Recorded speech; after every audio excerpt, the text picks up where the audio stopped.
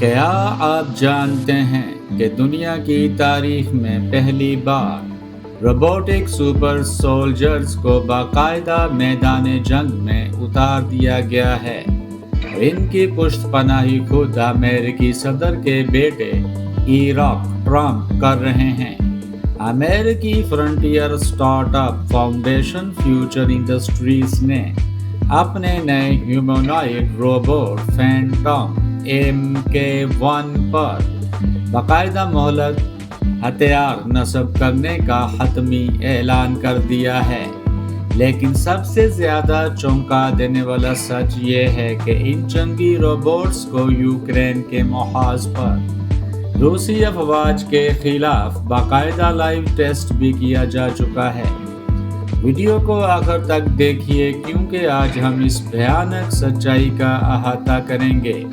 کہ کس طرح پینٹاگون کے کروڑوں ڈالرز کے فنڈز اب انسانی فوجیوں کو ختم کر کے ایک لامحدود ڈیجیٹل آرمی کھڑی کرنے جا رہے ہیں۔ عالمی دفاعی مارکیٹ اور سیمی کنڈکٹر انڈسٹری میں اس وقت ایک سنسنی خیز بھونچال آ چکا ہے، کیونکہ فاؤنڈیشن فیوچر انڈسٹریز کے CEO سنکیت پاٹھک نے کھلے عام یہ اعتراف کیا ہے کہ وہ اپنے ہیومنائڈ روبوٹس پر کائنیٹک یعنی مہلک ہتھیاروں کے سسٹمز لوڈ کر رہے ہیں۔ یہ کوئی 10 سالہ طویل منصوبہ نہیں ہے، بلکہ اگلے چند مہینوں میں کے اندر پینٹاگون کے سامنے اس کا باقاعدہ لائیو ڈیمو پیش کر دیا جائے گا۔ فینٹم MK1 نامی یہ سیاہ فولادی روبوٹ نے صرف میدان جنگ میں لاجسٹکس اور جاسوسی کے فرائض سر انجام دے گا، بلکہ یہ براہ راست کسی بھی ایسی بندوق کو چلا سکے گا جو ایک عام انسان چلاتا ہے۔ پینٹاگون کی ایڈوانس ریسرچ ایجنسی ڈارپا 2012 سے 2015 کے درمیان ان ہیومنوائڈ روبوٹس کے مقابلے کرواتی رہی ہے، جس کا نام ایکس-ٹیک ہے، اور اب امریکی فوجی اپنے ایکس-ٹیک ہیومنوائڈ پروگرام کے تحت ملٹری گریڈ روبوٹس کو بھاری فنڈنگ فراہم کر رہی ہے۔ فاؤنڈیشن فیوچر انڈسٹریز نے دعویٰ کیا ہے کہ انہیں پینٹاگون سے $24 ملین کا کانٹریکٹ ملا ہے، اگرچہ سچ یہ ہے کہ یہ فنڈز انہوں نے بورڈ واک روبوٹس IHMC نامی کمپنی کو خرید کر حاصل کیے ہیں، جو کہ فلوریڈا کے مشہور institute for human and machine cognition کے ساتھ مل کر ریسرچ کر رہی تھی۔ اس پوری کھیل میں سب سے بڑا سیاسی اور geopolitical factor Eric Trump ہیں، جو اس کمپنی کے چیف اسٹریٹجی ایڈوائزر ہیں اور اسے امریکی فوج کا سب سے بڑا سپلائر بنانے کے لیے ہائپر اسکیل پر کام کر رہے ہیں۔ لیکن ٹیکنالوجی کے اس مارکیٹ دعوے اور زمینی حقیقت میں ایک بہت بڑا خلا موجود ہے۔ روبوٹکس کے لیجنڈر جیسے کہ MIT کے پروفیسر روڈنی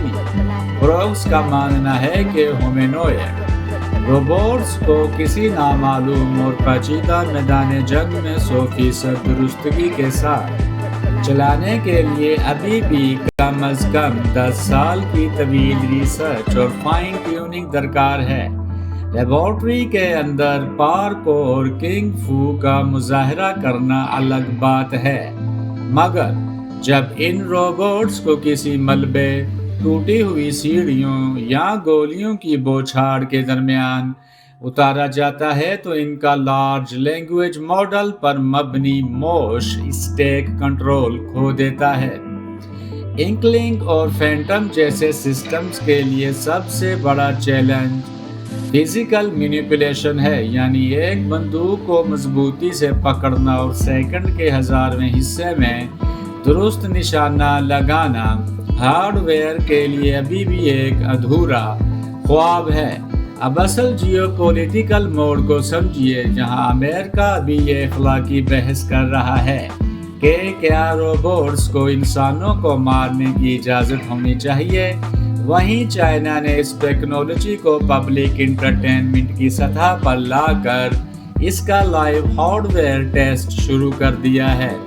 چائنا کے شہر شینزین میں دنیا کا پہلا humanoid robot free fighting URKL ultimate robot knockout legend tournament منعقد ہوا، جسے URK کا نام دیا گیا۔ اس مقابلے میں دنیا بھر کی 32 robotic hard where plate form کا استعمال T800 کے تیار کردہ انجن AI ایلیٹ ٹیموں نے حصہ لیا، اور سب نے انجن AI کے اس لائیو فائٹ کے دوران جب ایک روبوٹ کا سر گولی کی رفتار سے لگانے والی کک سے اڑ گیا، اس نے بنا سر کے بھی اپنے دھڑ کے کور سسٹمز پر لڑائی جاری رکھی، جس نے مارشل آرٹس آئیکن ڈونی ین کو بھی دھن کر دیا۔ چین اس وقت ہائپر اسکیل مینوفیکچرنگ پر توجہ دے رہا ہے، جہاں ایکسپینگ جیسی گاڑیاں بنانے والی کمپنیاں ہر مہینے 1000 سے زیادہ ہیومینوئڈ روبوٹس تیار کرنے کی پلاننگ کر چکی ہیں، اور مورگن اسٹینلی کے تجزیہ کاروں کے مطابق چائنا 2026 کے اختتام تک 50,000 اور اگلے سال 100,000 روبوٹس مارکیٹ میں اتار دے گا۔ اس بڑے صنعتی انقلاب کی وجہ سے جنوبی کوریا میں ہونڈائی کے آٹو ورکرز نے اپنے نئے روبوٹ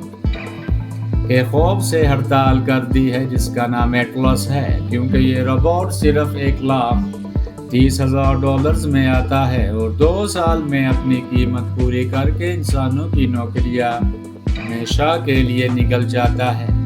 ہم ایک ایسے موڑ پر کھڑے ہیں جہاں جنگ اور کارخانے دونوں اب انسانوں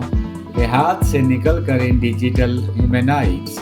کے پاس جا رہے ہیں، اور اس کا اختتام کیا ہوگا یہ کوئی بھی نہیں جانتا۔ تو اب سب سے بڑا جیو پولیٹیکل اور سیمی کنڈکٹر سوال یہ پیدا ہوتا ہے کہ کیا امریکہ کے برآمداتی قوانین چین کو ایڈوانس